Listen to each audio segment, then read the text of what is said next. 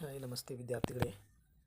ಇವತ್ತು ನಾನು ತೆಗೆದುಕೊಂಡು ಬಂದಿರುವಂಥ ಟಾಪಿಕ್ ಏನಪ್ಪ ಅಂದರೆ 2022ರಲ್ಲಿ ಅಂದರೆ SSLC ಬೋರ್ಡ್ ಪರೀಕ್ಷೆಯಲ್ಲಿ ಒಬ್ಬಳು ವಿದ್ಯಾರ್ಥಿ ಬರೆದಿರ್ತಕ್ಕಂತಹ ಆನ್ಸರ್ ಶೀಟ್ ಇದು. ಯಾವ ರೀತಿಯಾಗಿ ಕೂಲಂಕುಷವಾಗಿ ಹುಡುಗಿ ಬರೆದಿದ್ದಾಳೆ ಅನ್ನೋದು ನೀವು ಇಲ್ಲಿ ಈ ಪ್ರಶ್ನೆ ಪತ್ರಿಕೆಯನ್ನು ನೋಡಿದಾಗ ನಿಮಗೆ ಅರ್ಥ ಆಗುತ್ತೆ. ನೋಡಿ, 80 ಅಂಕಗಳಿಗೆ ಗರಿಷ್ಠ 80 ಅಂಕಗಳನ್ನು ಪಡೆದುಕೊಂಡಿದ್ದಾಳೆ. ಯಾವ ರೀತಿ ಕ್ವಶನ್ 1ರಿಂದ 38ನೇ ಪ್ರಶ್ನೆವರೆಗೂ ಯಾವ ರೀತಿ ಸರಿಯಾಗಿ ಉತ್ತರ ಬರೆದಿದ್ದಾಳೆ ಅನ್ನೋದನ್ನು ಈ ಪ್ರಶ್ನೆ ಪತ್ರಿಕೆಯ ಆನ್ಸರ್ ಶೀಟ್ ಭಾಗದಲ್ಲಿ ನಾವು ನೋಡೋಣ. ಇವಾಗ ಏನಪ್ಪ ಅಂದರೆ ನೋಡಿ, 1 ಅಂಕದ ಪ್ರಶ್ನೆಗಳನ್ನ ನಿಮ್ಗೆ ಆವಾಗಲೇ ಹೇಳಿದೆ. ಯಾವ ರೀತಿ ನಿಮಗೂ ಇದೇ ರೀತಿಯಾಗಿರ್ತಕ್ಕಂತಹ ಆನ್ಸರ್ ಶೀಟ್ ಬರುತ್ತೆ. ಪ್ರಶ್ನೆ ಪತ್ರಿಕೆಯೇ ಬೇರೆ, ಅದೇ ರೀತಿಯಾಗಿ ಆನ್ಸರ್ ಶೀಟೇ ಬೇರೆ ಇರುತ್ತೆ. ನೀವು ಪ್ರಶ್ನೆಗಳನ್ನು ನೋಡಿಕೊಂಡು ಆನ್ಸರ್ ಶೀಟಲ್ಲಿ ಬರೀಬೇಕು. ಈಗ ಮುಂಚಿತವಾಗಿ ಇವಾಗ ನೋಡಿ, ನೆಕ್ಸ್ಟ್ ಮೊದಲೇ ನೀವು ಪರೀಕ್ಷೆಯಲ್ಲಿ ಯಾವ ರೀತಿಯಾಗಿ ಎಲ್ಲ ಬರುತ್ತೆ ಪ್ರಶ್ನೆ, ಯಾವ ರೀತಿಯಲ್ಲಿ ಪರೀಕ್ಷೆಯಲ್ಲಿ ಕುಳಿತುಕೊಂಡಾಗ ಯಾವ ರೀತಿ ಕ್ರಮ ಕೈಗೊಳ್ಳಬೇಕು, ಎಲ್ಲ ರೀತಿಯಾಗಿ ಅಭ್ಯರ್ಥಿಗಳಿಗೆ ಇಲ್ಲಿ ಸೂಚನೆಯನ್ನಂತ ಕೊಟ್ಟಿದ್ದಾರೆ. ಅಭ್ಯರ್ಥಿಗಳಿಗೆ ಸೂಚನೆಗಳು ಇವನ್ನು ಇವಾಗಲೇ ನೋಡಿಕೊಡ್ರಿ. ನೀವು ನೋಡಿಕೊಂಡಾಗ ಮುಂದೆ ಅಲ್ಲಿ ಪರೀಕ್ಷೆ ಬರೆಯೋದಕ್ಕೆ ಹೋಗೋ ಟೈಮಲ್ಲಿ ನಿಮಗೆ ಅನುಕೂಲ ಆಗ್ತದೆ. ಸರಿನಾ? ಓಕೆ, ನೋಡೋಣ. ನೋಡಿ, 1 ಅಂಕದ ಪ್ರಶ್ನೆಗಳಿಗೆ ಎಷ್ಟು ಕ್ಲಿಯರ್ ಕಟ್ಟಾಗಿ ಮತ್ತು ಕೂಲಂಕುಷವಾಗಿ ಬರೆದಿದ್ದಾರೆ ಹುಡುಗಿ. ಏನಿಲ್ಲ, ಮಲ್ಟಿಪಲ್ ಚಾಯ್ಸ್ ಕ್ವಶನ್ಗೆ ಭಾಗ 1ರಲ್ಲಿ 1ನೇ ಪ್ರಶ್ನೆಗೆ ಎಷ್ಟು ಯಾವ ಆಪ್ಷನ್ಸ್ ಇದೆ ಅದು ಮಾತ್ರ ಮಾರ್ಕ್ ಮಾಡಿದ್ದಾನೆ. ನೋಡಿ, 1 2 3 4 5 6 7 8 ಇಷ್ಟೇ ನೀವು ಬರೀಬೇಕಾಗಿರೋದು. ಇಷ್ಟೇ ಪ್ರಶ್ನೆ ಏನು ಕೇಳಿದ್ದಾನೆ ಮೇಲ್ಗಡೆ ಮಲ್ಟಿಪಲ್ ಚಾಯ್ಸ್ ಕ್ವಶನಲ್ಲಿ ಎ ಇದ್ದರೆ ಎ, ಬಿ ಇದ್ದರೆ ಬಿ, ಸಿ ಇದ್ದರೆ ಸಿ, ಡಿ ಇದ್ದರೆ ಡಿ ಅಂತ ಬರೆದ್ರೆ ಮುಗಿದೋಯ್ತು. ಇದು 1 ಅಂಕಗಳ ಮಲ್ಟಿಪಲ್ ಚಾಯ್ಸ್ ಕ್ವಶನ್ಗೆ ಮ್ಯಾಕ್ಸಿಮಮ್ ಅಂತಂದರೆ ಒಂದು 5 ಮಿನಿಟ್ಸಲ್ಲಿ ಮುಗಿಸಾಕ್ಬಿಡ್ಬೋದು ಪ್ರಶ್ನೆ ಪತ್ರಿಕೆಯಲ್ಲಿ ಆ 8 ಪ್ರಶ್ನೆಗಳನ್ನು. ಹೌದಲ್ವಾ? ನೇರವಾಗಿ 5 ನಿಮಿಷದಲ್ಲಿ ಮುಗಿಸಿದ್ರೆ 8 ಅಂಕಗಳು ನಿಮಗೆ ನೇರವಾಗಿ ಸಿಗ್ತವೆ ಕೈಗೆ. ಮುಗಿದೋಯ್ತಾ? ಅದೇ ರೀತಿ ನೆಕ್ಸ್ಟ್ ಬಂದು ನೋಡಿದ್ರೆ ನೋಡಿ, ಇದಪ್ಪ ವರ್ಷೆ ಅಂತಂದರೆ ನೋಡಿ ಹೆಂಗೆ ಬರ್ದಿರೋ ಹುಡುಗಿ. ನೋಡಿ, 9ನೇ ಪ್ರಶ್ನೆಗೆ 2ನೇ ಭಾಗದಲ್ಲಿ ವೆಲ್ಲೆಸ್ಲಿಯು ಯುದ್ಧಪ್ರಿಯ ನೀತಿಯಿಂದ ಕಂಪನಿಗೆ ಸಾಲ ಹೆಚ್ಚಾಯಿತು, ಆದ್ದರಿಂದ ವೆಲ್ಲೆಸ್ಲಿ ತನ್ನ ಹುದ್ದೆಗೆ ರಾಜೀನಾಮೆ ನೀಡಿ ಇಂಗ್ಲೆಂಡ್ಗೆ ತರುತ್ತಾನೆ. ವೆಲ್ಲೆಸ್ಲಿ ಯಾಕೆ ರಾಜೀನಾಮೆ ನೀಡುತ್ತಾನೆ ಅನ್ನೋದು ಕುರಿತಾಗಿ ಎಕ್ಸ್ಪ್ಲನೇಷನ್ ಮಾಡಿದ್ದಾಳೆ. ಅದೇ ರೀತಿ ಇದು 1 ಅಂಕದ ಪ್ರಶ್ನೆ. ಇದು 8 ಪ್ರಶ್ನೆಗಳಿರ್ತವೆ. ಅದಕ್ಕೆ ಏನಿಲ್ಲ, ಕಾಮನ್ ಆಗಿ 1 ಅಥವಾ 2 ವಾಕ್ಯದಲ್ಲಿ ಬರೆದ್ರೆ ನೀವು ಕ್ಲಿಯರ್ ಕಟ್ಟಾಗಿ ನೀವು ಪೂರ್ಣವಾಗಿರ್ತಕ್ಕಂಥ ಅಂಕಗಳನ್ನು ಪಡೆದುಕೊಳ್ಬೋದು. 10ನೇ ಪ್ರಶ್ನೆ ನೋಡಿ, ಭಾರತ ಪ್ರಥಮ ರಾಷ್ಟ್ರಾಧ್ಯಕ್ಷ ಬಾಬು ರಾಜೇಂದ್ರ ಪ್ರಸಾದ್. ಓಕೆ, ಪ್ರತಿ ವರ್ಷ ಮಾನವ ಹಕ್ಕುಗಳ ದಿನಾಚರಣೆ ಡಿಸೆಂಬರ್ 10, 1948ರಂದು ಆಚರಣೆ ಮಾಡ್ತೀವಿ. ಪ್ರಶ್ನೆ ಏನು ಕೇಳ್ತಾರೆ, ಯಾವ ವರ್ಷದಂದು ಮಾನವನ ಹಕ್ಕುಗಳ ದಿನಾಚರಣೆ ಆಚರಣೆ ಮಾಡ್ತಾರೆ ಅಂತೇಳಿ ಪ್ರಶ್ನೆ ಕೇಳಿರ್ತಾರೆ. ಎಷ್ಟು ಸಿಂಪಲಾಗಿ ಬರೆದಿದ್ದಾರಲ್ವಾ? ಅದೇ ರೀತಿ ನೀವು ಇವಾಗಿನಿಂದಲೇ ಪ್ರಾಕ್ಟೀಸ್ ಮಾಡಿದ್ರೆ ಒಳ್ಳೆ ಅಂಕಗಳನ್ನು ನೀವು ಪಡೆದುಕೊಳ್ಬೋದು. ನೋಡಿರಿ, 12ನೇ ಪ್ರಶ್ನೆ ಏನಂದರೆ, ಯಾವುದೇ ಪೂರ್ವ ಯೋಜನೆ ಇಲ್ಲದೆ ಒಂದು ಆಸಕ್ತಿಯ ಸುತ್ತ ನೆರೆದಿರುವ ಜನರಾಶಿಯನ್ನು ಜನ ಮುಂದೆ ಅಂತೇಳಿ ಕರೀತಾರೆ. ಜನ ಮುಂದೆ ಅಂದರೆ ಏನು ಅಂತೇಳಿ ಪ್ರಶ್ನೆ ಕೇಳಿರ್ತಾರೆ. ಅದೇ ರೀತಿ 13ನೇ, ನೀವು ಇಲ್ಲಿ ಒಂದು ಸ್ವಲ್ಪ ಏನು ಬೈ ಮಿಸ್ಟೇಕ್ ಏನಾಗಿದೆ ಇರ್ತಾರೆ ಪ್ರಶ್ನೆ ಪತ್ರಿಕೆಯಲ್ಲಿ ನೀವು ಬರೆಯೋ ಟೈಮಲ್ಲಿ ಈ ಥರ ಮಿಸ್ಟೇಕ್ಗಳನ್ನು ಮಾಡಬಾರ್ದು. ಇಲ್ಲಿ ನೋಡಿ, ಹುಡುಗಿ ಮಾಡಿದ್ದಾಳೆ ಬೈ ಮಿಸ್ಟೇಕಾಗಿ. ನೀವು ಈ ರೀತಿಯಾಗಿ ಮಿಸ್ಟೇಕನ್ನು ಮಾಡಬಾರ್ದು. ಮೊದಲೇ ಪ್ರಶ್ನೆಗೆ ನಿಮಗೆ ಸರಿಯಾದ ಉತ್ತರ ಗೊತ್ತಿದ್ದರೆ ಕರೆಕ್ಟಾಗಿ ಎಕ್ಸಾಕ್ಟಾಗಿ ಅದನ್ನೇ ಬರೆಯೋದಕ್ಕೆ ಪ್ರಯತ್ನ ಮಾಡಬೇಕು.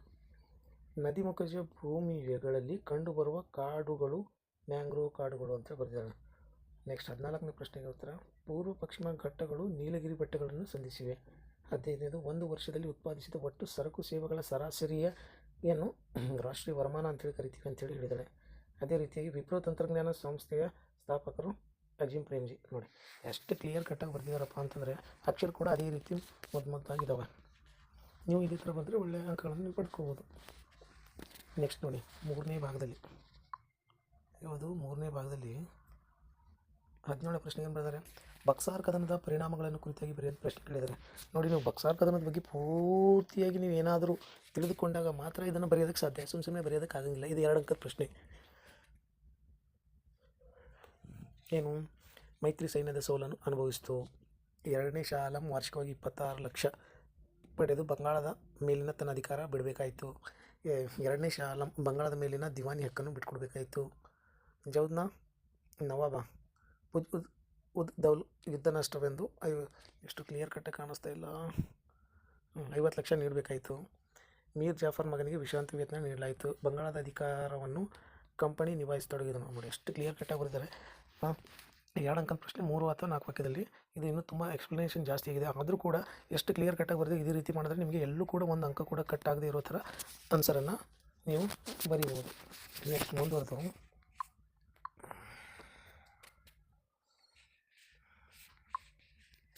ಸಹಾಯಕ ಸೈನ್ಯ ಪದ್ಧತಿಯ ನಿಬಂಧನೆಗಳೇನು ಅಂತೇಳಿ ಬ್ರಿಟಿಷ್ ಸೈನಿಕ ಏನು ಇಲ್ಲ ನೋಡಿ, ಬೈ ಮಿಸ್ಟೇಕ್ ಆಗಿದೆ ಸ್ವಲ್ಪ. ಏನು ಈ ಥರದಕ್ಕೆ ಏನು ತೊಂದರೆ ಆಗಲ್ಲ. ತುಕಡಿಯನ್ನು ರಾಜನು ತನ್ನ ಆಸ್ಥಾನದಲ್ಲಿ ಇಟ್ಕೊಳ್ಬೇಕು. ಬ್ರಿಟಿಷ್ ಸೈನಿಕರ ವೆಚ್ಚ ನಿರ್ವಹಣೆಯನ್ನು ರಾಜನೇ ಭರಿಸಬೇಕು. ಮೂರನೇದು ಪಾಯಿಂಟ್ಸ್ ಎಷ್ಟು ಕರೆಕ್ಟಾಗಿ ಬರ್ತಾರೆ. ಬ್ರಿಟಿಷರ ಅನುಮತಿ ಇಲ್ಲದೆ ಯಾವುದೇ ಯುರೋಪಿಯನ್ನರು ಭಾರತಕ್ಕೆ ಬರುವಂಗಿಲ್ಲ. ಬ್ರಿಟಿಷರ ಅನುಮತಿ ಇಲ್ಲದೆ ಯಾವುದೇ ಯುದ್ಧ ಸಂಧಾನ ಮಾಡುವಂಗಿಲ್ಲ. ನೆಕ್ಸ್ಟು, ರಾಜನು ತನ್ನ ಆಸ್ಥಾನದಲ್ಲಿ ಬ್ರಿಟಿಷ್ ಅಧಿಕಾರಿಯನ್ನೇ ನೇಮಕ ಮಾಡಬೇಕು. ಪ್ರತಿಯಾಗಿ ರಾಜ್ಯದ ಆಂತರಿಕ ಮತ್ತು ಬಾಹ್ಯ ಸುರಕ್ಷತೆ ನೀಡುವಂತೆ ಎಂಬ ಭರವಸೆಯನ್ನು ನೀಡಬೇಕು. ನೋಡಿ, ಕರೆಕ್ಟಾಗಿ 2 ಅಂಕಗಳು ಕೊಟ್ಟಿದ್ದಾನೆ. ನೀವು ಏನು ಕರೆಕ್ಟಾಗಿ ಬರೆದ್ರು ಕೂಡ 2 ಅಂಕಗಳನ್ನು ಎಷ್ಟು ಕರೆಕ್ಟಾಗಿ ನೀಡಿದಾರಲ್ವ, ಕಾಣಿಸ್ತಾ ಇದೆ ಅನಿಸುತ್ತೆ ನಿಮಗೆಲ್ಲ. ನೋಡಿ, ಈ ರೀತಿ ಬರೆದ್ರೆ ಪೂರ್ಣವಾಗಿರ್ತಕ್ಕಂಥ ಅಂಕಗಳನ್ನು ನೀಡ್ಬೋದು. ನೋಡಿ, ನೆಕ್ಸ್ಟ್ ಪ್ರಶ್ನೆ 19ನೇದು, ಪಂಚಶೀಲ ತತ್ವಗಳು ಕುರಿತು. ಪಂಚಶೀಲ ತತ್ವಗಳು ಯಾವ್ಯಾವು ಅಂತೇಳಿ ನೋಡಿ ಎಷ್ಟು ಕರೆಕ್ಟಾಗಿ ಬರೆದಿದ್ದಾರೆ. ಪರಸ್ಪರ ಯುದ್ಧ ಮಾಡದಿರೋದು, ಪರಸ್ಪರ ಆಂತರಿಕ ವಿಷಯಗಳನ್ನು ಹಸ್ತಕ್ಷೇಪ ಮಾಡದಿರೋದು, ಪರಸ್ಪರ ಗೌರವ ಮತ್ತು ಸೌಹಾರ್ದತೆ ಮತ್ತು ಸಾರ್ವಭೌಮತೆಯನ್ನು ಗೌರವ ಕೊಡೋದು, ಪರಸ್ಪರ ಸಹಕಾರ ಮತ್ತು ಸಹಬಾಳ್ವೆ, ಪರಸ್ಪರ ಶಾಂತಿ ಮತ್ತು ಸಹಬಾಳ್ವೆ. 20ನೇ ಪ್ರಶ್ನೆ ನೋಡಿ, ಪರಿಸರ ಚಳವಳಿಗಳು ಯಾವುವು? ಭಾಳಷ್ಟಿದ್ದಾವೆ. ಅದರಲ್ಲಿ ಚಿಕ್ಕು ಚಳವಳಿ, ಅಪ್ಕೋ ಚಳವಳಿ ಮತ್ತು ನರ್ಮದಾ ಬಚಾವೋ ಆಂದೋಲನ, ಕೈಗಾ ಅನುಸ್ಥಾವರ ಚಳವಳಿ, ಮೌನ ಕಡಿಮೆ ಆಂದೋಲನ ಅಂತೇಳಿ ಈ ರೀತಿಯಾಗಿ ಕೇಳಿದ್ದಾರೆ. 21ನೇ ಪ್ರಶ್ನೆ, ಭಾರತದ ವಾಯುಗುಣದ ಪ್ರಮುಖ ಋತುಮಾನಗಳು ಯಾವುವು ಅಂತೇಳಿ ಎಲ್ಲರಿಗೂ ಗೊತ್ತಿರುತ್ತೆ, ನಿಮಗೂ ಕೂಡ ಗೊತ್ತಿರುತ್ತೆ ಅಂತ ಅಂದ್ಕೊಂಡಿದ್ದೀನಿ. ಚಳಿಗಾಲ, ಮಳೆಗಾಲ, ಬೇಸಿಗೆ ಕಾಲ, ಮಾನ್ಸೂನ್ ಮಾರುತಗಳ ನಿರ್ಗಮನ ಕಾಲ ಅಂತೇಳಿ ಕೂಡ ಐತೆ. ನೆಕ್ಸ್ಟ್ ಹಂಗೆ ಮುಂದುವರೆದ್ರೆ ನೋಡಿ 22ನೇ ಪ್ರಶ್ನೆ, ಮಣ್ಣಿನ ಸವೆತಕ್ಕೆ ಕಾರಣ ಏನಿದಾವೆ? 1 ಅರಣ್ಯನಾಶ, ಅತಿಯಾದ ಮೇಯಿಸುವಿಕೆ.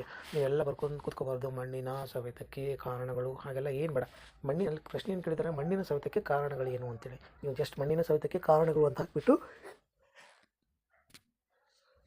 ಕೆಳಗಡೆ ಅರಣ್ಯನಾಶ, ಅತಿಯಾದ ಮೇಯಿಸುವಿಕೆ, ವರ್ಗಾವಣೆ ಬೇಸಾಯ ಪದ್ಧತಿ, ಅವೈಜ್ಞಾನಿಕ ಮರಗಳನ್ನು ಕಡಿಯುವುದು ಮತ್ತು ಪ್ರವಾಹ, ಮಣ್ಣಿನ ಮೇಲ್ಪದರನ್ನು ಇಟ್ಟಿಗೆ ಮತ್ತು ಹಂಚುಗಳ ತಯಾರಿಕೆಯಲ್ಲಿ ಬಳಸುವುದು. ನೆಕ್ಸ್ಟ್ 23ನೇ ಪ್ರಶ್ನೆ, ವಸತಿ ಯೋಜನೆಗಳು ಯಾವ? ಆಶ್ರಯ ಯೋಜನೆ, ಅಂಬೇಡ್ಕರ್ ವಾಲ್ಮೀಕಿ ಯೋಜನೆ, ನರೇಗಾ ಯೋಜನೆ, ಪ್ರಧಾನಮಂತ್ರಿ ಎಷ್ಟು ಸೂಪರಾಗಿ ಬರೆದಿದ್ದಾರಮ್ಮ ಅಂತಂದರೆ ಎಲ್ಲದಕ್ಕೂ 2 ಅಂಕ, ಎಲ್ಲೂ ಕೂಡ ಮಿಸ್ ಮಾಡದೇ ಇರೋ ಥರನೇ ಬರೆದಿದ್ದಾರೆ. ಕೊನೆಯಲ್ಲಿ ನೋಡಿ ಪುಟದಲ್ಲಿ ಯಾವ ರೀತಿಯಾಗಿ ಎಷ್ಟು ಅಂಕ ಪಡೆದಿದ್ದಾರೆ ಆ ಪುಟದಲ್ಲಿ ಅಂತೇಳಿ ಯಾವ ರೀತಿಯಾಗಿ ಹಾಕಿದ್ದಾರೆ. ಆ ರೀತಿ ನೀವು ಕೂಡ ಚೆನ್ನಾಗಿ ಬರೆದ್ರೆ ನಿಮಗೂ ಉತ್ತಮವಾಗಿರ್ತಕ್ಕಂಥ ಅಂಕಗಳು ದೊರೀತವೆ. ನೋಡಿ 24ನೇ ಪ್ರಶ್ನೆ, ಗ್ರಾಹಕ ರಕ್ಷಣಾ ಕಾಯ್ದೆ ಉದ್ದೇಶ ಏನು? ಗ್ರಾಹಕರ ರಕ್ಷಣಾ ಕಾಯ್ದೆ ಉದ್ದೇಶ ಏನಪ್ಪ ಅಂದರೆ ಗ್ರಾಹಕರ ಶಿಕ್ಷಣ ನೀಡುವುದು, ವಿಷಾನಿಲಗಳ ಬಳಕೆ ಉತ್ಪಾದಿಸುವುದನ್ನು ತಡೆಯುವುದು, ಬೆಲೆಗಳಲ್ಲಿ ಆಗುವಂಥ ಮೋಸ ತಡೆಗಟ್ಟುವುದು, ಗುಣಮಟ್ಟದಲ್ಲಿ ಆಗುವ ಮೋಸ ತಡೆಗಟ್ಟುವುದು, ಸ್ಫೋಟಕ ವಿಷಯಗಳ ಬಗ್ಗೆ ಜನರಿಗೆ ಜಾಗೃತಿ ಮೂಡಿಸೋದು. ಅಷ್ಟೇ ಚೆನ್ನಾಗಿ ಬರೆದಿದ್ದಾರಪ್ಪ. ನೀವು ಇದೇ ಥರ ಎಲ್ಲ ರೀತಿ ವಿಷಯಗಳು ಗೊತ್ತಿದ್ದರೆ ನೀವು ಕೂಡ ಈ ರೀತಿಯಾಗಿ ಬರೀಬಹುದು. ನೋಡಿ ನೆಕ್ಸ್ಟ್ ಬರೋಣ 25ನೇ ಪ್ರಶ್ನೆ. ಏನಪ್ಪ ಅಂದರೆ ಇದು 3 ಅಂಕದ ಪ್ರಶ್ನೆ. ಇದು ಭಾರತದಲ್ಲಿ ಬ್ರಿಟಿಷ್ ಶಿಕ್ಷಣದಿಂದ ಆದ ಪರಿಣಾಮ ಏನಂತೇಳಿ. ಭಾರತೀಯರಲ್ಲಿ ಆಧುನಿಕ ಜಾತ್ಯತೀತ ಪ್ರಜಾಪ್ರಭುತ್ವ ಮೊದಲಾದ ಅಂಶಗಳನ್ನು ಪರಿಚಯವಾದವು. ಭಾರತೀಯರಲ್ಲಿ ರಾಷ್ಟ್ರೀಯವಾದ ಮನೋಭಾವ ಬೆಳೆಯಿತು. ವೃತ್ತಪತ್ರಿಕೆಗಳು ಹುಟ್ಟಿ ಬೆಳೆದುಕೊಂಡವು. ಇದೇ ಸಂದರ್ಭದಲ್ಲಿ ಸಾಮಾಜಿಕ ಧಾರ್ಮಿಕ ಸುಧಾರಣೆ ಚಳವಳಿಗಳನ್ನು ಆರಂಭಗೊಂಡವು. ವಿದ್ಯಾವಂತ ವರ್ಗದ ಆಲೋಚನೆಗಳಲ್ಲಿ ಏಕತೆ ಪಡೆಯಿತು. ಅದೇ ರೀತಿ ವಿದ್ಯಾವಂತ ವರ್ಗದ ಆಲೋಚನೆಯಲ್ಲಿ ನಾವೀನ್ಯತೆ ಪಡೆಯಿತು. ಜಗತ್ತಿನಾದ್ಯಂತ ನಡೆಯುತ್ತಿರುವ ಸ್ವಾತಂತ್ರ್ಯ ಸಂಗ್ರಾಮದ ಮೇಲೆ ಪ್ರಭಾವ ಬೀರಿತು. ಭಾರತೀಯರು ತಮ್ಮ ಸಂಸ್ಕೃತಿಯನ್ನು ಅರಿಯಲು ಸಹಕಾರಿಯಾಯಿತು. ಎಷ್ಟು 3 ಅಂಕಕ್ಕೆ ಎಷ್ಟು ಬರೀಬೇಕು, ಅದಕ್ಕಿಂತ ಇನ್ನೂ ಹೆಚ್ಚಾಗಿ ಬರೆದಿದ್ದಾಳಮ್ಮ, ಇನ್ನೂ ಕಮ್ಮಿ ಬರಲಿಲ್ಲ. ಅದೇ ರೀತಿ ನೀವು ಆದಷ್ಟು ಬರೆಯೋದಕ್ಕೆ ಪ್ರಯತ್ನ ಮಾಡಬೇಕು. ನೋಡಿ, ಈ ಪ್ರಶ್ನೆ ಪತ್ರಿಕೆನ ನಾನು ನಿಮಗೆ ಬಿಡಿಸಿರೋ ಉತ್ತರದ ಹಾಳೆಯನ್ನು ತೋರಿಸೋದಕ್ಕೆ ಮೇನ್ ರೀಸನ್ ಏನಪ್ಪ ಅಂತಂದರೆ ನೋಡಿ ಯಾವ ರೀತಿಯಾಗಿ ಕೂಲಂಕುಷವಾಗಿ ಬರೆದ್ರೆ ಒಳ್ಳೆ ರೀತಿಯಾಗಿ ಔಟ್ ಆಫ್ ನೀವು ಅಂಕಗಳನ್ನು ಪಡೆದುಕೊಳ್ಬೋದು ಅನ್ನೋದ್ರ ಬಗ್ಗೆ ಇಲ್ಲಿ ಯಾವ ರೀತಿ ಎಕ್ಸ್ಪ್ಲೇನ್ ಮಾಡ್ಬೋದು ಅಂತ ನಾನು ತಿಳಿಸ್ತಾ ಇದ್ದೀನಿ ನಿಮಗೆ. ಅದೇ ರೀತಿ ನೀವು ಕೂಡ ಬರೆದ್ರೆ ನಿಮಗೂ ಉತ್ತಮವಾಗಿರ್ತಕ್ಕಂಥ ಅಂಕಗಳನ್ನು ಸಿಗುತ್ತೆ, ಹೆಚ್ಚಿನ ಜ್ಞಾನ ಕೂಡ ಸಂಪಾದನೆ ಆಗುತ್ತೆ, ಉನ್ನತವಾಗಿರ್ತಕ್ಕಂತಹ ಕಾಲೇಜುಗಳಲ್ಲಿ ಸಿಗುತ್ತೆ ಮುಂದಿನ ಕಾಲ ದಿನಮಾನಗಳಲ್ಲಿ. ನೋಡಿ 26ನೇ ಪ್ರಶ್ನೆ, ಆರ್ಯ ಸಮಾಜದ ಮುಖ್ಯ ಉದ್ದೇಶಗಳೇನು ಅಂತ. ನೋಡಿ, ಆರ್ಯ ಸಮಾಜ ದಯಾನಂದ ಸರಸ್ವತಿ ಪ್ರಾರಂಭ ಮಾಡ್ತಾರೆ. ಗೋಡ್ ಸತ್ಯಾರ್ಥ ಪ್ರಕಾಶ ಎಂಬ ಗ್ರಂಥ ರಚನೆ ಮಾಡ್ತಾರೆ. ಶುದ್ಧಿ ಚಳವಳಿಯನ್ನು ಆರಂಭಿಸಿದರು. ವೇದಗಳಿಗೆ ಹಿಂತಿರುಗಿ ಅಂತ ಕರೆ ನೀಡಿದರು. ಈ ಏಕದೇವತಾರಾಧನೆಯನ್ನು ಪ್ರತಿಪಾದಿಸಿತು. ಅಂತರ್ಜಾತಿ ವಿವಾಹಕ್ಕೆ ಪ್ರೋತ್ಸಾಹ ನೀಡಿದರು. ಬಹುಪತ್ನಿತ್ವವನ್ನು ವಿರೋಧಿಸಿದರು. ನೋಡಿ ಎಷ್ಟು ಕ್ಲಿಯರ್ ಕಟ್ಟಾಗಿ ಎಕ್ಸ್ಪ್ಲನೇಷನ್ ಮಾಡಿದಾರಪ್ಪ ಅಂತಂದರೆ ನೀವು ಕೂಡ ಇಲ್ಲಿ ನೋಡಿ ಕೆಲವೊಂದು ಸ್ವಲ್ಪ ಮಿಸ್ಟೇಕ್ ಆಗ್ತಾ ಇರುತ್ತೆ. ಈ ರೀತಿ ಆದಷ್ಟು ಅವಾಯ್ಡ್ ಮಾಡೋದಕ್ಕೆ ನೀವು ಟ್ರೈ ಮಾಡ್ತಾಯಿರಿ. ಆದಷ್ಟು ಅಲ್ಲಿ ಏನು ಕೇಳಿದ್ದಾನೆ ಪ್ರಶ್ನೆ ಮುಖ್ಯವಾಗಿ ಅದರ ಮೇಲೆ ಕಾನ್ಸಂಟ್ರೇಷನ್ ಮಾಡಿ ನೀವು ಉತ್ತರಗಳನ್ನು ಬರೆಯೋದಕ್ಕೆ ಟ್ರೈ ಮಾಡಬೇಕು. ನೋಡಿ ನೆಕ್ಸ್ಟ್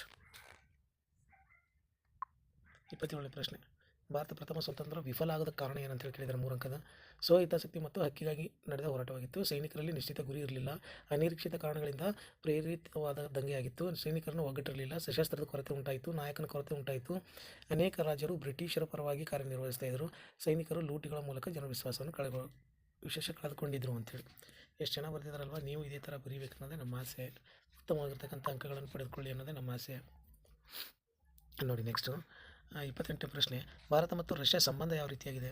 ಭಾರತ ರಷ್ಯಾದೊಂದಿಗೆ ಉತ್ತಮವಾಗಿರ್ತಕ್ಕಂಥ ಬಾಂಧವ್ಯ ಹೊಂದಿತ್ತಂತೆ. ಗೋವಾ ವಿಮೋಚನೆ ಚಳವಳಿ ರಷ್ಯಾ ಸಹಕಾರಿಯಾಗಿತ್ತು. 1962ರಲ್ಲಿ ಚೀನಾ ದಾಳಿ ಖಂಡಿಸಿತ್ತು. ತಾಸ್ಕೆಂಟ್ನಲ್ಲಿ ಭಾರತ ಪಾಕಿಸ್ತಾನ ಒಪ್ಪಂದಕ್ಕೆ ಸಹಕರಿಸಿತು. ಭಾರತದೊಂದಿಗೆ 20 ವರ್ಷಗಳ ಕಾಲ ಮೈತ್ರಿ ಸಂಬಂಧ ಹೊಂದಿತ್ತು. ಮತ್ತು ಭಾರತದಲ್ಲಿ ಕಾರ್ಖಾನೆ ಸ್ಥಾಪಿಸಲು ಸಹಾಯ ಮಾಡಿತ್ತು. ವಿಶ್ವಸಂಸ್ಥೆಯಲ್ಲಿ ಕಾಯಂ ಸದಸ್ಯತ್ವಕ್ಕೆ ಭಾರತ ಸೇರಲು ಇಚ್ಛಿಸಿತು. ಭಾರತದಲ್ಲಿ ಬೈಕ್ಯಾರೋ ಮತ್ತು ಬಿಲಾಯಿ ಕಾರ್ಖಾನೆಗಳನ್ನು ಆರ್ಥಿಕವಾಗಿ ನೆರವು ನೀಡಿತು ಅಂತೇಳಿ ಸ್ವಲ್ಪ ಇನ್ನೂ ಕ್ಲಿಯರ್ ಕಟ್ಟಾಗಿ ನೀವು ಇದೇ ಥರ ಬರೀಲಿ ಅಂತ ಅನ್ನೋದೇ ನಮ್ಮ ಆಸೆ. ನೆಕ್ಸ್ಟ್ ನೋಡೋಣ 29 ಪ್ರಶ್ನೆ. ಭಾರತದಲ್ಲಿ ಅಸ್ಪೃಶ್ಯತೆ ನಿವಾರಣೆ ಕೈಗೊಂಡಿರ್ತಕ್ಕಂಥ ಕ್ರಮಗಳೇನು? 17ನೇ ವಿಧಿ ಪ್ರಕಾರ ಅಸ್ಪೃಶ್ಯತೆ ಆಚರಣೆ ನಿಷೇಧ. 1955ರಲ್ಲಿ ಅಸ್ಪೃಶ್ಯ ಅಪರಾಧ ಕಾಯ್ದೆಗಳನ್ನು ಜಾರಿಗೊಳಿಸಲಾಗಿದೆ. 1976ರಲ್ಲಿ ನಾಗರಿಕ ಹಕ್ಕುಗಳ ಸಂರಕ್ಷಣಾ ಕಾಯ್ದೆ ಜಾರಿಗೆ. 46ನೇ ವಿಧಿಯಂತೆ SC STಗಳಿಗೆ ಶೈಕ್ಷಣಿಕ ಹಿತಾಸಕ್ತಿ ಬೆಂಬಲ. ವಿವಿಧ ಕ್ಷೇತ್ರದಲ್ಲಿ ಮೀಸಲಾತಿ, ಸಮಾನತೆ ಹಕ್ಕುಗಳನ್ನು ನೀಡಲಾಗಿದೆ. ಆಮೇಲೆ ಸ್ವಾತಂತ್ರ್ಯ ಹಕ್ಕು ನೀಡಲಾಗಿದೆ. ಸಾರ್ವತ್ರಿಕ ಮತದಾನ ಕೂಡ ನೀಡಲಾಗಿದೆ. Very good. ಅದೇ ರೀತಿ ನೋಡಿ 30ನೇ ಪ್ರಶ್ನೆಗೆ ಕೈಗಾರಿಕೆ ಸ್ಥಾನೀಕರಣದ ಮೇಲೆ ಪ್ರಭಾವ ಬೀರುವಂಥ ಅಂಶಗಳು ಇವೆಲ್ಲ 3 ಅಂಕದ ಪ್ರಶ್ನೆಗಳಾಗಿದ್ದಾವೆ.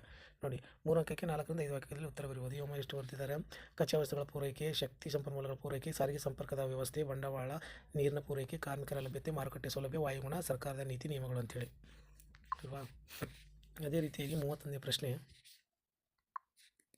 ಸಾರಿಗೆ ಪ್ರಾಮುಖ್ಯತೆ. ಇದು ಅತ್ಯಂತ ಸುಲಭ ದರದಲ್ಲಿ ದೊರೆಯುತ್ತದೆ ಸಾರಿಗೆ ಅನ್ನೋದು. ಸಾರಿಗೆ ಸಂಪರ್ಕವು ಕೃಷಿ ಅಭಿವೃದ್ಧಿ ಪ್ರಮುಖ ಪಾತ್ರ ವಹಿಸುತ್ತದೆ. ಕೈಗಾರಿಕೆಗಳ ಅಭಿವೃದ್ಧಿ ಪ್ರಮುಖ ಪಾತ್ರ ವಹಿಸುತ್ತದೆ. ರಾಷ್ಟ್ರೀಯ ಆದಾಯ ಹೆಚ್ಚಳವಾಗ್ತದೆ. GDP ಹೆಚ್ಚಳವಾಗ್ತದೆ. ಜನರಿಗೆ ಉದ್ಯೋಗಾವಕಾಶಗಳು ಕಲ್ಪಿಸುತ್ತದೆ. ಜನರ ಜೀವನ ಮಟ್ಟದಲ್ಲಿ ಸುಧಾರಣೆ ತರ್ತದೆ. ರಕ್ಷಣಾ ಪಡೆಗಳಲ್ಲಿ ಸಾರಿಗೆ ಸಂಪರ್ಕವು ಪ್ರಮುಖ ಪಾತ್ರ ವಹಿಸುತ್ತದೆ ಅಂತೇಳಿ ನೋಡಿ ಈ ರೀತಿ ನೀವು ಕೂಡ ಬರೀಬೇಕು. ನೆಕ್ಸ್ಟ್ 32ನೇ ಪ್ರಶ್ನೆ. ಪಂಚಾಯತ್ ರಾಜ್ ವ್ಯವಸ್ಥೆಯ ಲಕ್ಷಣಗಳೇನು ಅಂತ ಕೇಳಿದ್ದಾರೆ. ಪಂಚಾಯತ್ ರಾಜ್ ವ್ಯವಸ್ಥೆಯು 3 ಭಾಗಗಳಲ್ಲಿ ವಿಂಗಡಣೆಯಾಗಿದೆ. ನೇರ ಮತ್ತು ನಿಯಮಿತ ಚುನಾವಣೆ, ವಿವಿಧ ವರ್ಗಗಳ ಮೀಸಲಾತಿ, ಕಾರ್ಯನಿರ್ವಾಹಕ ಮತ್ತು ಸಿಬ್ಬಂದಿ ನೀಡಿಕೆ, ಲೆಕ್ಕ ಪರಿಶೋಧನೆ ಅಧಿಕಾರ ನೀಡಿಕೆ, ಪಂಚಾಯತ್ ವಿಸರ್ಜಿಸಿದ ನಂತರ ಕಡ್ಡಾಯ ಚುನಾವಣೆ, ಪಂಚಾಯತ್ 6 ತಿಂಗಳೊಳಗಾಗಿ ವಿಸರ್ಜಿಸುವುದು. ಎಷ್ಟು ಚೆನ್ನಾಗಿ ಬರೆದಿದ್ದಾರೆ. ನೀವು ಇದೇ ರೀತಿ ಬರೆದರೆ ಉತ್ತಮವಾಗಿರ್ತಕ್ಕಂಥ ಅಂಕ ಪಡಿಬೋದು. ಇನ್ನು ಪ್ರಶ್ನೆ ಪತ್ರಿಕೆ ತೋರಿಸೋದಕ್ಕೆ ಮುಖ್ಯ ಉದ್ದೇಶನೇ ಈ ರೀತಿಯಾಗಿ ಬರೆದ್ರೆ ನೀವು ಕೂಡ ಉತ್ತಮ ಅಂಕ ಪಡಿಬೋದು ಅನ್ನೋದು ಒಂದು ಹಂಬಲ ಅಷ್ಟೇ. ನೋಡಿ 33ನೇ ಪ್ರಶ್ನೆ. ಬ್ಯಾಂಕಿನ ಕಾರ್ಯಗಳು. ಬ್ಯಾಂಕ್ ಠೇವಣಿ ಸಂಗ್ರಹಿಸುತ್ತದೆ, ವಿವಿಧ ಸಂಸ್ಥೆಗಳಿಗೆ ಸಾಲ ನೀಡುತ್ತದೆ, ಹಣದ ವರ್ಗಾವಣೆ ಮಾಡ್ತದೆ, ವಿದೇಶಿ ವ್ಯಾಪಾರ ಮಾಡ್ತದೆ, ಭದ್ರತಾ ಕಪಾಟುಗಳು ಒದಗಿಸುತ್ತದೆ, ಚೆಕ್ ಮತ್ತು ಹುಂಡಿಗಳ ಮೂಲಕ ಹಣ ವಸೂಲಿ ಮಾಡುತ್ತದೆ, ಸಾರ್ವಜನಿಕ ಸಾಲ ನೀಡುತ್ತದೆ. ನೋಡಿ 4 ಅಂಕದ ಪ್ರಶ್ನೆ ಬಂತು. ಅದಕ್ಕೆ ಎಷ್ಟು ಸುಮಾರು ಒಂದು 10 ಸಾಲುಗಳಲ್ಲಿ ವಿವರಣೆಯನ್ನು ಎಕ್ಸ್ಪ್ಲನೇಷನ್ ನೀಡಿದ್ದಾರೆ. ನೋಡಿ 34ನೇ ಪ್ರಶ್ನೆ. ಸ್ವಾತಂತ್ರ್ಯ ಚಳವಳಿಯಲ್ಲಿ ತೀವ್ರಗಾಮಿಗಳ ಪಾತ್ರ ಏನಂತೇಳಿ ಕೇಳಿದ್ದಾರೆ. ಇಲ್ಲಿ ಲಾಲ್ ಲಜಪತ್ ರಾಯ್, ಬಾಲ್ ಗಂಗಾಧರ್ ತಿಲಕ್, ಬಿಪಿನ್ ಚಂದ್ರ ಪಾಲ್, ಅರವಿಂದ ಘೋಷ್. ಅಂದರೆ ಲಾಲ್, ಬಾಲ್, ಪಾಲ್ ಘೋಷ್ ಇವರು ಮೊದಲಾದರೂ ತೀವ್ರಗಾಮಿಯಾಗಿದ್ದರು ಅಂತೇಳಿ ತೋರಿಸಿದ್ದಾರೆ. ಇಲ್ಲಿ ತೀವ್ರಗಾಮಿ ಮಂದಗಾಮಿಗಳ ರಾಜಕೀಯ ಭಿಕ್ಷುಕರು ಅಂತೇಳಿ ಕರೆದರು. ಮಂದಗಾಮಿಗಳು ಮೃದು ಧೋರಣೆಯನ್ನು ಟೀಕಿಸುತ್ತಾ ತೀವ್ರವಾದ ನಿಲುವನ್ನು ಹೊಂದಿದರು. ಪೂರ್ಣ ಸ್ವರಾಜ್ಯ ಕನಸನ್ನು ಕಂಡಿದ್ದರು. ಗಣೇಶ ಮತ್ತು ದುರ್ಗಾ ಜಯಂತಿಯನ್ನು ಆರಂಭಿಸಿದರು. ಮರಾಠ ಕೇಸರಿ ಪತ್ರಿಕೆಯನ್ನು ಹೊರಡಿಸಿದರು. ವಿಭಜನೆಯ ತೀವ್ರವಾಗಿ ವಿರೋಧಿಸಿದರು. ತೀವ್ರವಾದಿಗಳ ಸೆರೆಮನೆಯಲ್ಲಿ ಇರಿಸಲಾಗಿತ್ತು. ಬಾಲಗಂಗಾಧರ ತಿಲಕರು ಸ್ವರಾಜ್ಯ ಜನ್ಮ ಸಿದ್ಧ ಹಕ್ಕು ಅದನ್ನು ನಾನು ಪಡೆದಿದ್ದೇನೆ ಎಂದು ಘೋಷಣೆ ನೀಡಿದರು. ಸೆರೆಮನೆಯಲ್ಲಿದ್ದ ಗೀತರಾಶ ಎಂಬ ಗ್ರಂಥವನ್ನು ಬಾಲಗಂಗಾಧರ ತಿಲಕರು ಬರೆದಿದ್ದರು. ಸೆರೆಮನೆಯಲ್ಲಿದ್ದಾಗಲೇ ಒಳ್ಳೆ ಎಕ್ಸ್ಪ್ಲನೇಷನ್ ಮಾಡಿದ್ದಾರೆ ಅಲ್ವಾ. ನೆಕ್ಸ್ಟ್ ನೋಡೋಣ. ನೆಕ್ಸ್ಟ್ ಪ್ರಶ್ನೆ 35ನೇದು. ಸ್ವಾತಂತ್ರ್ಯ ಹೋರಾಟದಲ್ಲಿ ಸುಭಾಷ್ ಚಂದ್ರ ಬೋಸ್ ಅವರ ಪಾತ್ರ ಏನಿದೆ? ಉನ್ನತ ಹುದ್ದೆ ತ್ಯಜಿಸಿ ಸ್ವಾತಂತ್ರ್ಯ ಹೋರಾಟಕ್ಕೆ ಧುಮುಕಿದರು ಇವರು. ಜನರು ಚಂದ್ರ ಬೋಸ್ ಅನ್ನೋ ಪ್ರೀತಿಯಿಂದ ನೇತಾಜಿ ಅಂತ ಕರೀತಾ ಇದ್ದರು. ಗಾಂಧೀಜಿಯವರ ನಡೆಯಿಂದ ಬೇಸತ್ತು ಕಾಂಗ್ರೆಸ್ ಪಕ್ಷವನ್ನು ತ್ಯಜಿಸಿದರು. ಫಾರ್ವರ್ಡ್ ಬ್ಲಾಕ್ ಪಕ್ಷದ ಅಧ್ಯಕ್ಷವನ್ನು ಇವರು ಕಟ್ಟಿದರು. ಜೈಲಿನಿಂದ ತಪ್ಪಿಸಿಕೊಂಡು ಜಪಾನಿಗೆ ತೆರಳಿದರು. ಜರ್ಮನಿಯ ಸಹಾಯದಿಂದ INA ಸಂಘವನ್ನು ಸ್ಥಾಪನೆ ಮಾಡಿದರು. ದೆಹಲಿ ಚಲೋ ಎಂಬ ಘೋಷಣೆ ನೀಡಿದರು. ನನಗೆ ರಕ್ತ ಕೊಡಿ, ನಾನು ನಿಮಗೆ ಸ್ವಾತಂತ್ರ್ಯ ಕೊಡ್ತೀನಿ ಅಂತೇಳಿ ಕೂಡ ಇವರು ಈ ರೀತಿಯಾಗಿ ಹೇಳಿದರು. ವಿದೇಶದಲ್ಲಿ ಇದ್ದುಕೊಂಡು ಭಾರತೀಯ ಸೈನಿಕರನ್ನು ಸಂಘಟಿಸಿದರು. ವಿಮಾನ ಅಪಘಾತದಲ್ಲಿ ಮರಣ ಇವರು ಹೊಂದಿದರು. ಎಲ್ಲ ಕೂಲಂಕುಷವಾಗಿ ಇಲ್ಲೇ ಆನ್ಸರ್ ಮಾಡಿದ್ದಾರೆ ನೋಡಿ. 4ಕ್ಕೆ 4 ಅಂಕ. ನೆಕ್ಸ್ಟ್ 36ನೇ ಪ್ರಶ್ನೆ. ಭಾರತದಲ್ಲಿ ಮಹಿಳೆಯರ ಸ್ಥಾನಮಾನ ಉತ್ತಮಪಡಿಸಲು ಕೈಗೊಂಡಿರ್ತಕ್ಕಂಥ ಕ್ರಮಗಳೇನೇನು ಅಂತೇಳಿ. ಮಹಿಳಾ ಮತ್ತು ಮಕ್ಕಳ ಕಲ್ಯಾಣ ನಿಧಿ ಸ್ಥಾಪನೆ, ವರದಕ್ಷಿಣೆ ಪದ್ಧತಿ ನಿಷೇಧ ಕಾಯ್ದೆ ಜಾರು, ಬಾಲ್ಯ ವಿವಾಹ ನಿಷೇಧ ಕಾಯ್ದೆ, ಮಹಿಳಾ ಶಿಕ್ಷಣಕ್ಕೆ ಒತ್ತು ನೀಡಿದರು. ಸರ್ಕಾರಿ ಕ್ಷೇತ್ರಗಳಲ್ಲಿ 33% ಮಹಿಳಾ ಮೀಸಲಾತಿ, ಸ್ಥಳೀಯ ಕ್ಷೇತ್ರದಲ್ಲಿ 90% ಮೀಸಲಾತಿ, ಹೆಣ್ಣು ಭ್ರೂಣ ಹತ್ಯೆ ತಡೆಗಟ್ಟುವುದು, ಮಹಿಳಾ ಆಯೋಗಗಳು, ಸ್ವಯಂ ಸಹಕಾರಿ ಸಂಘಗಳ ಜಾರಿಗೆ, ಸ್ವಯಂ ಉದ್ಯೋಗಕ್ಕೆ ಪ್ರೇರೇಪಣೆ, ಸ್ವಯಂ ಉದ್ಯೋಗ ಸಾಲ ಮತ್ತು ಸಬ್ಸಿಡಿ ನೀಡೋಕೆ. ಈ ರೀತಿಯಾಗಿ ಎಲ್ಲ ಒಳ್ಳೆ ರೀತಿಯಾಗಿ ಬರೆದಿರೋದ್ರಿಂದ 4ಕ್ಕೆ 4 ಅಂಕಗಳನ್ನು ನೀಡಿದ್ದಾರೆ. ನೋಡಿ 37ನೇ ಪ್ರಶ್ನೆ ಉತ್ತರ. ಭಾರತದಲ್ಲಿ ಅನುಸರಿಸುವ ಕೃಷಿ ಪದ್ಧತಿ ಯಾವ ರೀತಿಯಾಗಿರ್ತಕ್ಕಂಥ ಕೃಷಿ ಪದ್ಧತಿಯನ್ನು ಅನುಸರಣೆ ಮಾಡ್ತಾರೆ ಅನ್ನೋದು. ಜೀವನಾಧಾರಿತ ಬೇಸಾಯ, ಸಾಂದ್ರ ಬೇಸಾಯ, ಮಿಶ್ರ ಬೇಸಾಯ, ನೆಡತು ಬೇಸಾಯ, ವಾಣಿಜ್ಯ, ಆಂಧ್ರ, ನೀರಾವರಿ, ವರ್ಗಾವಣೆ, ಒಣ ಮತ್ತು ಸ್ಥಿರ, ಈ ರೀತಿಯಾಗಿ ಎಲ್ಲ ರೀತಿಯ ಬೇಸಾಯಗಳನ್ನು ಭಾರತದಲ್ಲಿ ಅನುಸರಣೆ ಮಾಡ್ತಾರೆ. ಇದು ಕೂಡ 4 ಅಂಕ. ಎಲ್ಲದಕ್ಕೂ ಮೇಲಿಂದ ಕೆಳಗಡೆ ಎಲ್ಲ ನೋಡಿದಾಗ ಇಷ್ಟು ಅಚ್ಚುಕಟ್ಟಾಗಿ ಮತ್ತು ಇಷ್ಟು ಅರ್ಥ ಆಗೋ ರೀತಿಯಲ್ಲಿ ಬರೆದ್ರೆ ನಿಮಗೆ ಯಾವ ರೀತಿಯಾಗಿ ಅಂಕ ನೀಡೋದಕ್ಕೆ ಸಾಧ್ಯ ಇಲ್ಲ. ಎಲ್ಲ ರೀತಿಯ ಅಂಕಗಳನ್ನು ನೀಡ್ಬೋದು ನೋಡಿ.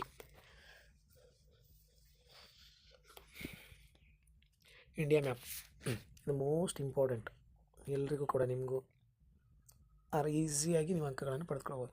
ಏನಿಲ್ಲ, ನಿಮ್ಗೆ ಯಾವ ರೀತಿಯಾಗಿ ಇಂಡಿಯಾ ಮ್ಯಾಪ್ ಇಳಿಸೋದಕ್ಕೆ ಬರುತ್ತೋ ಆ ರೀತಿಯಾಗಿ ಇಂಡಿಯಾ ಮ್ಯಾಪ್ ಇಳಿಸೋದು ನೋಡಿ. ಕಂಪಲ್ಸರಿಯಾಗಿ ಒಂದು 23.5 ಡಿಗ್ರಿ ಉತ್ತರ ಅಕ್ಷಾಂಶ ಅಥವಾ 82.5 ಡಿಗ್ರಿ ಉತ್ತರ ಅಕ್ಷಾಂಶ ಈ ರೀತಿದು ಇದು ಕಂಪಲ್ಸರಿಯಾಗಿ ನೀವು ಮ್ಯಾಪ್ ಇಳಿಸಿದರೆ 1 ಅಂಕ. ಟೋಟಲಾಗಿ ಮೊದಲೆಲ್ಲ 5 ಆಪ್ಷನ್ಸ್ ಕೊಡ್ತಾಯಿದ್ರು, ಇವಾಗ 7 ಆಪ್ಷನ್ಸ್ ಕೊಡ್ತಾಯಿದ್ದಾರೆ. ಅದು 5ರಲ್ಲಿ ನೀವು ಗುರುತಿಸಬೇಕು. ಈ ಬಾಕ್ರಾನಂಗಲ್ ಎಲ್ಲಿ ಬರುತ್ತೆ ಅಲ್ಲಿ ಗುರುತಿಸಿದ್ದಾರೆ, ಸರಿನಾ? ಬಾಕ್ರಾನಂಗಲ್ ಎಲ್ಲಿ ಬರುತ್ತೆ ಅಲ್ಲಿ ಗುರುತಿಸಿದ್ದಾರೆ. ಅದೇ ರೀತಿ ಬಂಗಾಳ ಕೊಲ್ಲಿ, ಹಿಂದೂ ಮಹಾಸಾಗರ, ಕಾವೇರಿ ನದಿ, ಬಾಕ್ರಾನಂಗಲ್, 23.5 ಉತ್ತರ ಅಕ್ಷಾಂಶ, ಮುಂಬೈ, ಅರಬ್ಬಿ ಸಮುದ್ರ, ಎಷ್ಟು ಕೇಳಿದರೆ ಅಷ್ಟಕ್ಕೆಲ್ಲ ಉತ್ತರ ಕೊಟ್ಟಿದ್ದಾರೆ. ಇದಕ್ಕೆ 5 ಅಂಕಗಳನ್ನು ನೀಡಿದ್ದಾರೆ.